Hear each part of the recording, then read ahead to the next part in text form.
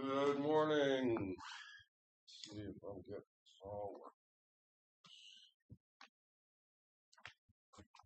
working. Good morning, everybody.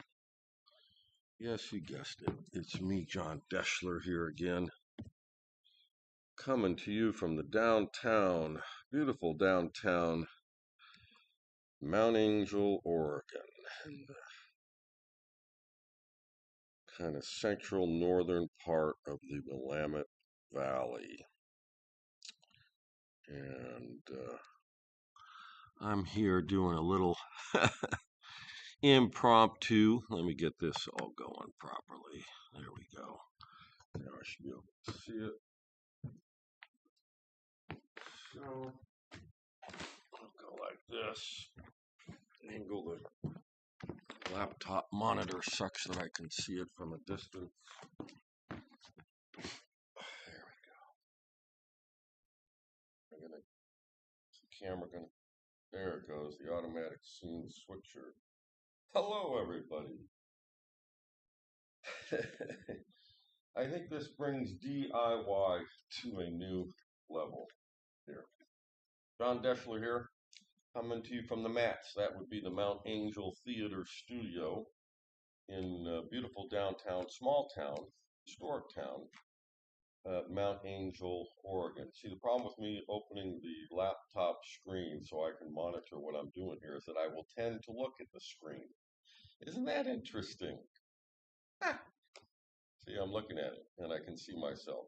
The next thing I want to see is that the advanced auto scene switcher on the OBS software, that would be the online broadcasting software, switches after, I can't remember what I set it to, maybe 40 or 50 seconds. There it goes. Uh-oh. Camera number 2. We've lost camera number 2. Red alert, red alert. Okay, tell you what I'm going to do. I'm going to take a short little, I'm not going to take a break. I'm going to go replace that battery, and I will try to talk to you all from a distance. You got to give me 15 seconds. There's a beautiful Abaquaw waterfall. You should check that out if you ever get to the area. Let me just run and see if I can reboot camera number 2 with a full battery. My bad.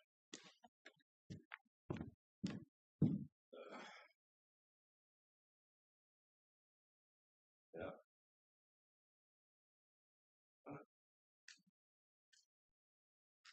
There.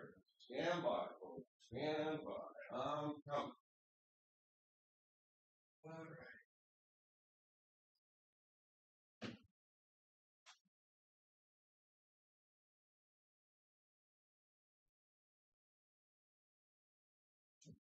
All right. All right. I think this might do trick. We shall see. There she is. See if, look at that. It worked. Now I just have to make sure the auto scene switcher is going to switch me. I don't have any guests today. There we go. What a year it has been. What a difference a year makes, or doesn't. Yes, it's me, Jon Deshler, globally published photographer, working musician, a bit of a filmmaker, educator, vice president of the Oregon Substitute Teacher Association, and yes, now for almost, well, let's put it this way, 2 2/3 years, I have been the proprietor, bill payer, et al. For this very cool little space, theater studio that was manifested out of an old movie theater by my dearly departed friend, Mr. Stu Rasmussen. You should look him up if you're interested. He was the first openly transgendered mayor in the country, according to the record. And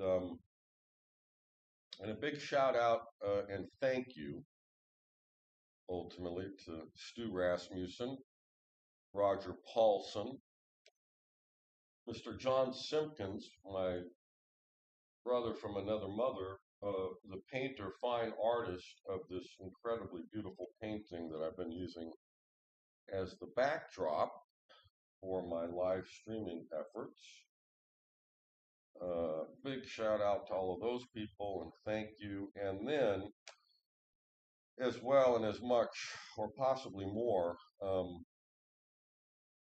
my dear sons, Nate and Andrew, and particularly Nate, who helped me here for a year and a half, opening the doors, breathing some air and life into the space. He and I would often perform that first and second year, just the two of us here on the stage, playing the Great American Songbook and more.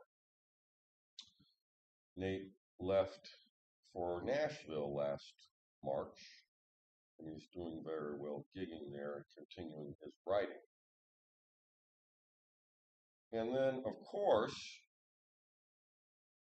I would not have done this and taken over this space, I do not think, unless I had the blessing and beautiful collaboration that had started a year or two before the COVID with my dear friend and partner, collaborator, illustrious guitar player, musician, teacher, Neil Grandstaff. God bless him. Thank you, Neil. Appreciate you. And Loretta Stites, exquisite vocalist, who actually I have ties to indirectly for the last 45 years, because she as well originally or early on resided and worked in the Los Angeles area and used to play with my other dear collaborator, musician friend in Oregon, Mr. Jay Jorgensen, who left a few years ago to return to the San Diego area. But Neil as well played with Loretta years ago in the Portland area. So it's a very tight-knit little family of musician family, you might say, an artist family of friends and collaborators that have provided me heretofore roughly sufficient ability to attempt to manifest some life in this space.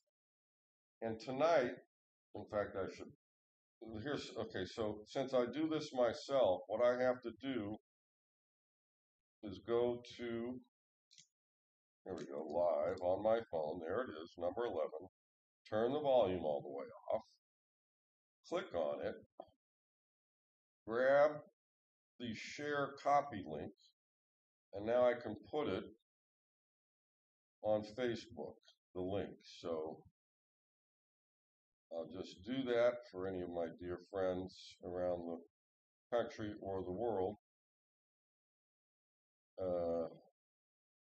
who might be having their morning coffee a little bit late, 11 a.m. Bingo, bingo, bingo, bingo. Housekeeping, there it is. On my Facebook pages, that would be Jon Deshler, where I have all my tours videos, and then the new MATS, or Mount Angel Theater Studio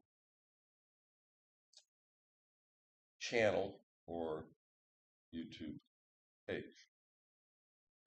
Tonight we're having our holiday concert. This year we've done a seasonal, once a month show, live show of music. I like to say we perform everything from roughly from Duke Ellington to John Denver. And more than roughly, that's accurate, because I absolutely do play Duke Ellington and John Denver, and many others in between. Horace Silver, Thelonious Monk, Miles Davis, you name it. Chris Botti, I've been known to play all of those people's material here in this humble little 100-seat theater space and studio. Tonight, Neil and Loretta are going to join me, and we're going to have a holiday concert. Yes, we will do some of our favorite Christmas and holiday tunes, many classics. Winter Wonderland, etc., that you're aware of and familiar with. We had a very interesting Oktoberfest, which the Oktoberfest in Mount Angel in the Mid-Willamette Valley is in September. I think that's probably mostly a weather consideration. I'm still not sure about that. We had two choirs down from Portland, had an opera singer, classical composer, of course, my Tune Tours groups. Son Nate joined us. New Willamette Valley Brass Quintet, or Capital Brass Quintet. I'm not quite sure what we're calling that now. It went fairly well, but of course, people are not here for all of that during the Oktoberfest. They're here, generally speaking, for wandering around at the end of the summertime, looking at things and buying food, knockwurst, pretzels, elephant ears, etc. And of course, doing your Bavarian thing. Lots of chicken dances happen about a half a block from here, in front of the gazebo, and then lots of beer drinking. But I decided that for the third year in a row, I would go ahead and participate in an attempt to get some exposure for the space to a broader audience of performers from nearby cities. We sit in Mount Angel about 6, 7, 8 miles due east of the I-5, for those of you who are West Coast savvy, and about 40 miles south of Portland and about 20 miles north of Salem, Portland being the financial capital of beautiful state of Oregon, and Salem being the actual capital of our state. So that part was roughly successful, but nothing has been financially successful here in this space. I've been paying the bill, trying to run various experiments and take various readings, if you will. And wow, what an interesting endeavor that has been. I also started about 5 months ago, I'm guessing 6 maybe now, this live streaming effort, which has been as well interesting, kind of fun, kind of cool, tricky. Last thing I ever wanted to do was learn more software, particularly at the juncture in time when AI and all the software is probably just going to take over um, and do it all itself. So it's a obviously it's an understatement to say it's a very interesting time in the world and in the United States of America and in the life of Oregon, etc. But I'm still at it, and I'm going to keep it up at least in the general paradigm of how I've proceeded for at least the next 6 months or so. I do not know if I will be here at all for the 2025 Oktoberfest. I kind of feel like that might be a fool's errand. I've already gotten the word out that there's life in this space, so either that's going to pay off or it's not. I'm not much interested in bringing Lederhosens or Oompapa bands in here because those proliferate out there in the festival in the town, in the core of the downtown, where they show it all off and present it all and all over the place. So all of these things are under consideration as I essentially am in the process of substitute teaching almost full time to pay the bill here for the benefit and option of doing all these experiments. And one of the things that's happened to me in the last couple of weeks is I think I've realized that maybe I owe it to myself to lean into the studio side of the space moving forward. I have a number of film projects I want to complete, a couple I want to start and complete. While I have it. So that's one idea. that is brewing and gestalting. So we will see how things move forward. But I did want to tell everybody that I'm still here. I'm still at this. I've had now I believe, 10 guests on my live stream. And I'm trying to look forward, perhaps at the commencement of our holiday break in the local rural school districts in which I substitute, which will begin the 20th, will be our last day of school this next Friday. I'll have at least 2 weeks off. I think I will try to begin to do a couple of live streams a week. If not, I had another idea. I could do the 12 days of Christmas live stream. That would be interesting. Might be a lot of pressure and work for myself, so I'll have to consider that. I have other things I have to do too. After the Oktoberfest, I had realized that I had not done much of my duty at my old farmhouse, which is about 5 miles from here. And I literally had some collapses of flora and fauna and fruit over there when I woke up one morning and saw the sun coming directly into my kitchen window that had not been happening for a number of months because I had grapevines growing up throughout an Asian pear tree and some mountain maples, and it all got so heavy that I had I'll call it an adolescent Asian pear kind of broke in half just above the trunk where it meets the main branches.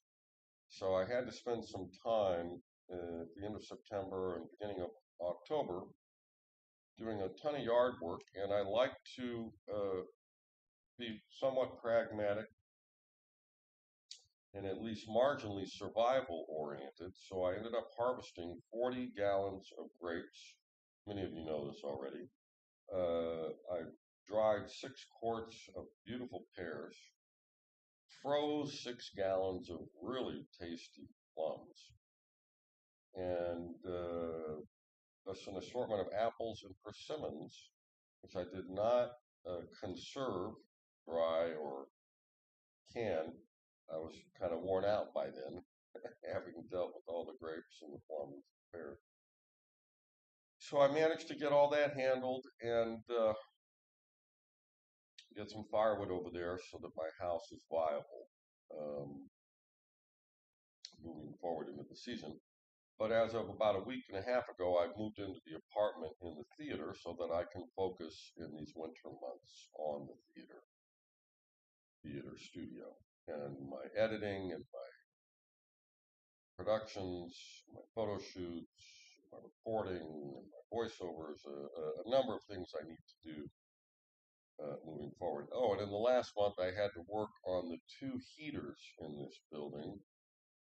Some interesting Honeywell electronic filter units on the intakes to the 2 forced air gas units that heat this place that I had never been familiar with and frankly had kind of scared me from when I first saw them now almost 3 years ago. But I finally dug into that in the fall and got each one had 4 filters, 2 narrow meshy metal filters that you would find like above a stove, and then these 2 other units that looked like hard drives that had filament wires in them. I had to take them to my house and literally soak them for hours in a bathtub to get them all cleaned off. I'm sure they had not been serviced in plausibly 10 years or more. So I feel somewhat better than that about that now. And I'm kind of using all of this as I do, as often try to manifest as much progress with all my efforts as I can. So I'm running this heater now for the first time in the theater for our show tonight to see how long it takes to heat up the space. And the good news is I did notice it making an impact within about 20 or 30 minutes. And I'm not hot and I'm not cold here yet. Mental note to myself. So I feel like it's working. It might take a good hour or two to make it the way it needs to be made to keep people comfortable for our show tonight. So the show is from 7 to 9. It's donation only, uh, and that's for many reasons, not the least of which is uh, it's a very small town, and we're a little bit of a ways away from other places. And so the people who will show up tonight, I have no expectations. It's plus we're having some, cold, wet, rainy weather.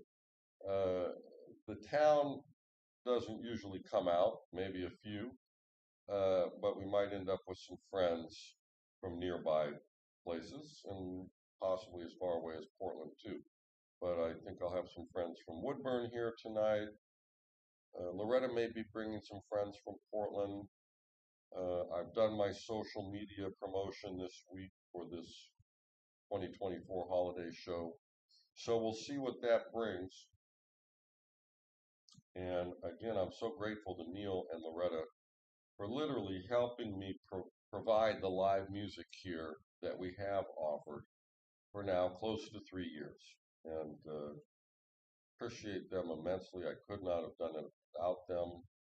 I would not have done it without them because it would not have been nearly as fun and engaging. So moving forward, keep your eyes peeled for some live streaming.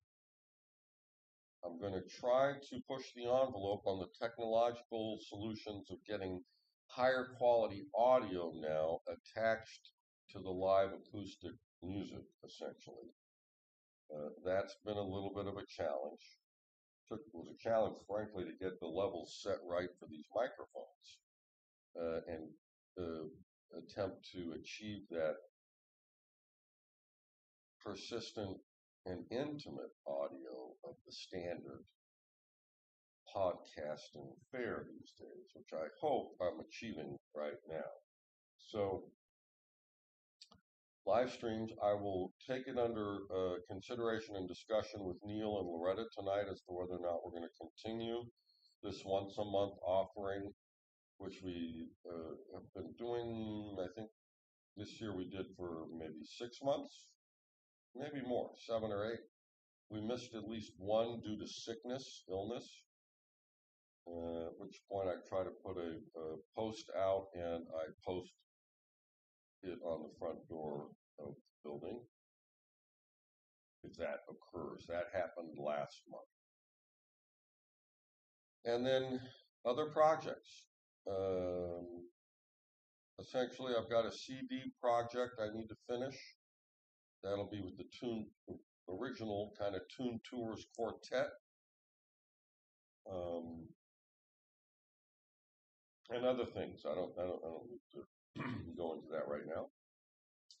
And then these live streams. I want to have some of my substitute teacher friends and fellow board members in here for discussions, pressing and pertinent discussions about education, Oregon education, the Oregon education system, etc.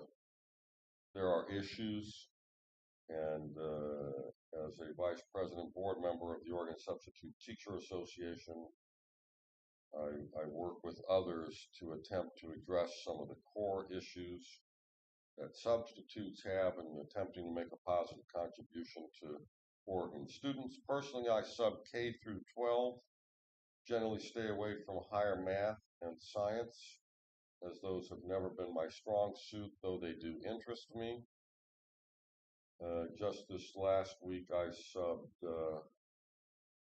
2 or 3 high schools classes and at least 1 or 2 elementary school classes. Middle school, it's a little bit dicier and trickier. You want to be a little bit more discerning often about the school engagement, as you might imagine. So you can check out my website at www.mtangeltheaterstudio.com. You can also check out jondeshler.com, jondeshler.com.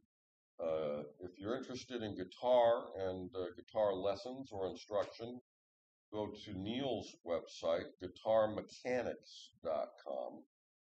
He is a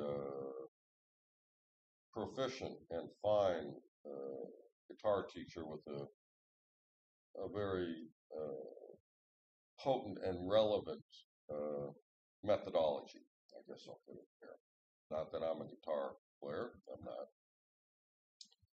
But that's what I've discerned, and it seems to absolutely bear out in the factual data and objective information and observation of those that he has taught.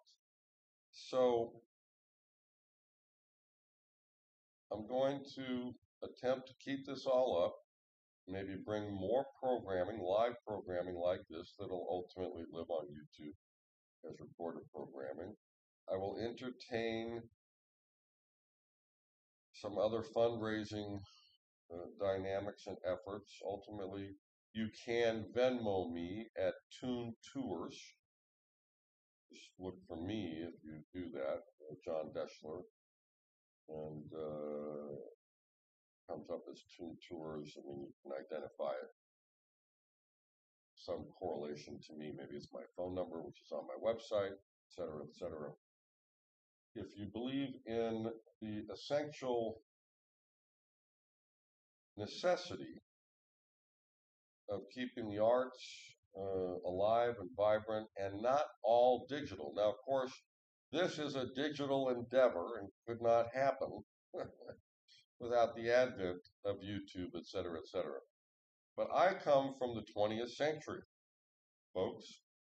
I would say at the pre-dawn of the digital revolution. Quite frankly, I began to learn photography and trumpet in the 1970s, which I would consider to be kind of the beginning of the end of both the film era and the analog era in music. And I have a lot of things to say about a lot of that. I'm not going to say too much of it today, other than this, to suffice it to say that I've told many of my classrooms, particularly when I see kids in school on these phones in their classrooms. Often what I'll do is I'll take an opportunity to make a little bit of a dramatic statement. And if kids are being a little bit rambunctious, I might slap the board and I'll say, hold everything. And then I'll paint a picture to them that this is a flat two-dimensional reality, X and Y, no Z, which means no depth. And we are running an experiment on the youth of today by making this technology so pervasive and frankly like a fungus part of the fabric of the cancerous part of the fabric of our modern reality. And that means that we are depriving the children of this era of today of the benefit that every other generation, for I'm talking now hundreds of thousands of years, of humans, Homo sapiens, and our predecessors had in the developmental formation of their lives and their brains and their coordination, you might say, of all of the above and below. Born out of a physical and intimate relationship with the physical world of Mother Nature. And I, for one, think that's a really big miscalculation. I may not be around long enough to see the outcome of that experiment, and maybe that's okay, but I'm going to spend much of the rest of my life talking about it because it mirrors what happened with the Industrial Revolution, where we just signed up for all these what we thought were good ideas, born out of what? I've cultivated a concept this last year that goes a little bit something like this. It's all about the three C's, folks. Modernity, so-called democracy, and capitalism have preyed upon and coagulated with our tendencies towards comfort and convenience, all for the sake of the cash for some, and the perpetuation of the systemic dynamics that have been created now. And to what end? Our comfort and convenience, our pervasiveness around the world. And I would submit, okay, but at what cost?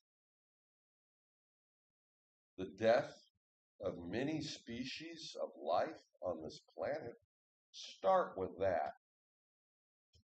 Plausible human generated climate change, desertification, the running lower and lower on existing finite resources on our beautiful planet. As I tell some classes, older classes, I'll say, have we discovered life anywhere else in the universe? And I believe the answer is still no to that.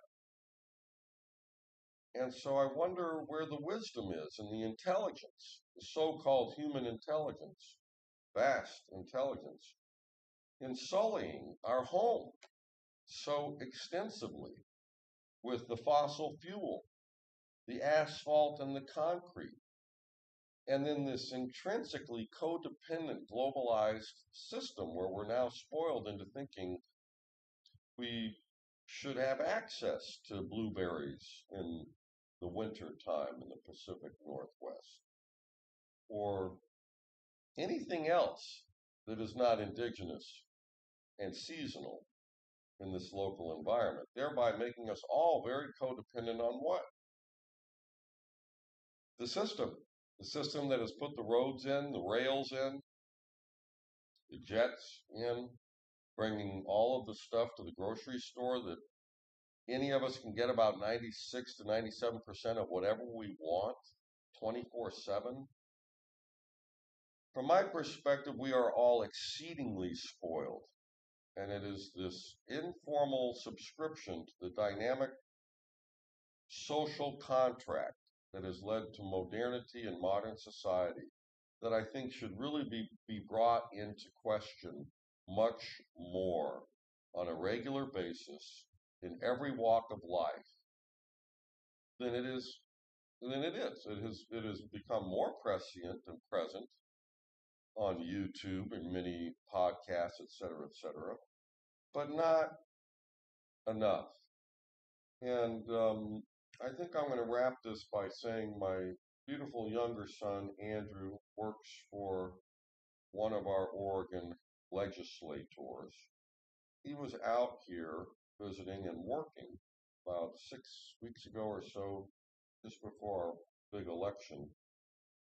He's staying with me, but working every day, going and having meetings with constituents and with his representative boss at various companies and institutions around their district. And one of them was he came home one day and he said, Dad, we visited this robot factory today next to the Salem airport. Like, what? He pulls out his phone and he starts showing me these photos that he had shot. It's called Agility Robotics. They're making bipedal robots initially to put to work in guess where? Amazon warehouses. Imagine that. A week and a half later, he's home in D.C. and he sends me this text with a cover of Time magazine with the picture of the Agility bipedal robot on it. It's an issue called Best Inventions of 2024. And it says, Digit, a humanoid robot from Agility Robotics, clocks in at work. And as I've said to many people and many students, I think it's kind of cool and horrifying all at the same time, scary. And again, this is another thing that we are just signing up for, in my mind, without enough deliberation. So now you know a little bit more about me and my space here, and the type of things that I want to be mindful and speak to, not necessarily as an expert and a know-it-all or anything like that, but as someone who can methodically process information with others that I agree with and maybe some that I don't agree with in a friendly, respectful, mutually respectful, and kind manner. Something that seems to be waning as well in our modern society. So that's all the tip of the iceberg here at the MATS, Mount Angel Theater Studio. I'm Jon Deshler. You can check my website and see some of my pictures. I have photographed over the years for dozens and dozens and dozens, if not hundreds, of businesses and corporations and institutions, including, but not limited to, Intel, HP, Sony, Southern Comfort, Panasonic, Capitol Records, Nike, Nokia, Sequent Computers, InFocus Systems, Tektronix, etc., etc. I've worked independently for all of these companies and entities. I started out as a teenage jazz photographer in North Hollywood, California in the mid-1970s, having started at that time in my life at around 12, 14 years old to fall in love with the photography and the music and the horn. And I perpetuate all of those things to this date and intend to continue to do that in one form or another. I am available for photo shoots if you come at me correct. I'm available to rent this space out for events, private movie watching parties, birthdays, conferences, etc., etc. And to produce films, videos. And moving forward, these are all the things I'm going to continue to breathe into and serve. So thanks for listening. I'm going to keep this one a shorty. I've probably been going for about 30 to 40 minutes. I don't want to go an hour today by myself. It's a bit of a challenge to sit here and continue to do a live stream of consciousness. And I'm not much interested in writing a script and reading that. That's not what this is about. This is about authenticity, integrity, and thoughtfulness. So, again, if you support all of those things, please give me at least a thumbs up and keep an eye out for what we're doing here. Town of Mount Angel is 3,500 people. It's a bit historic. It has a Bavarian bent to it, which is why we're well known for our annual Oktoberfest. And the other thing we're very well known for is the world famous Benedictine Mount Angel Abbey, essentially a college for Catholic monks and priests on what is a rather spectacular hill that is about 5 miles removed west of the edge of the foothills of the incredibly spectacular Cascade Mountains. So a parting shot is that I am sure that that hilltop was revered by the native peoples for thousands, if not tens of thousands of years, prior to their demise in the mid-19th century, because the white man showed up and thought that he could have whatever he could take. And if he could ultimately decimate the native peoples, then it was there for his taking. So I actually have some conversations going on as well about the possibility of doing something from this humble little theater in appreciation of and respect of and honor of those native peoples. Another interesting concept and novel conversation that I've been having now with a number of people for a little while. This came up around the time of the Oktoberfest, but for 2.5+ years, anytime I've run into anybody outside the theater on the sidewalk or had anybody visit me from a city nearby, I've always said to them, have you been to the Abbey? It's absolutely beautiful. And those Catholics have done a very nice job of taking care of that hilltop. And then I generally pause and then I will add, but it's a spectacular view that I am sure the native peoples revered, appreciated, and utilized, as I said, for thousands of years prior to us getting here. So I think all of that deserves some attention and some respect. I will share with you that having moved to Oregon at 25 years old in 1988 to open my first commercial photo studio downtown Portland, and then a few years later with my ex-wife buying 6 acres in the countryside about 28 miles outside of the city, and being here mostly for that, 35 years now or so, I have never heard of one of these historic small white towns put on anything of which, the likes of which I'm speaking of. Let's say a powwow or whatever would be appropriate to pay and honor, pay respects and honor the history of humanity here in this region. So if you have any thoughts about that, by all means contact me, leave a comment, throw in your 2 cents worth. It's all a process of distillation that I'm interested in first and foremost. So once again, thanks for listening. Thanks for hanging with me. And please, like I said, support the arts. And if you care to, support my efforts here in the upper northern middle Willamette Valley in this beautiful little historic town. It is beautiful. That's why I live out here, as well as the fact that there's always parking and no crowds. And discover Mount Angel, discover the Mount Angel Theater Studio,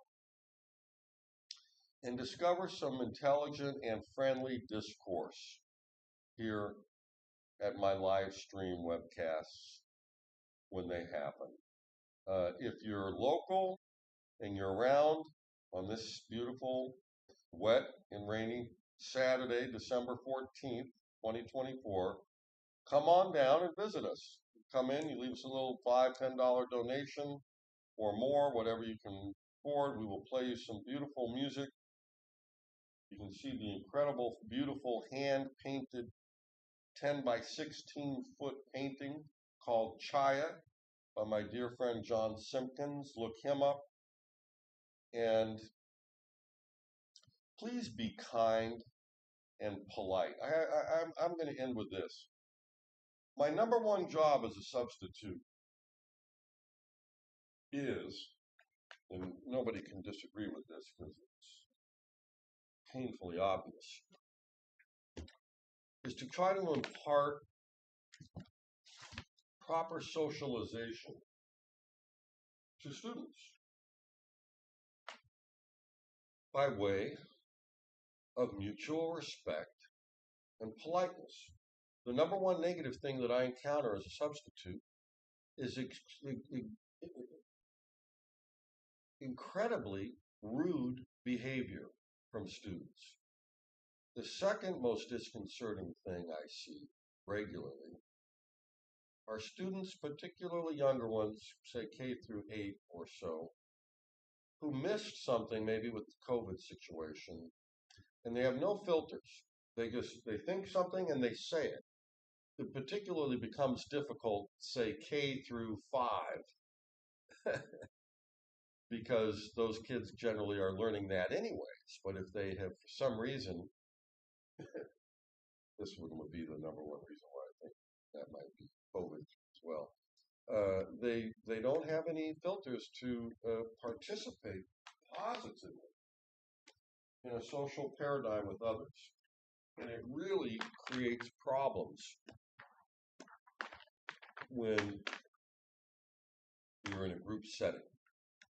If people just interrupt each other, et cetera, et cetera. So I'm trying to bring a little additional level of maturity to every class that I substitute teach in, and pretty much everywhere I go. So that's what this is about, and I hope that you all are doing well out there and support similar mindful, thoughtful processes.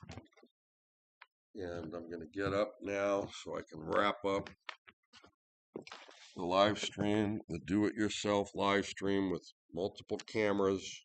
Should be adding more cameras soon, by the way. And I'm going to go back to the logo here. It's the Matt's, beautiful Matt's logo. Thank you, Mr. Kelly Block, for doing that stellar logo for us a couple years ago. And once again, thanks everybody for listening. Please like and support however you can positive humanity and positive engagement with others. That's what it's all about. It isn't about narcissism. It isn't about selfishness. And it isn't just about me or just about you. Okay. Much love to everybody. Look forward to seeing you soon. And now, there's a stop streaming and a stop recording button. And in this case, I think I need to press the stop streaming. Happy holidays to everybody. Be safe. Stay warm. Be kind. Much love. Take care.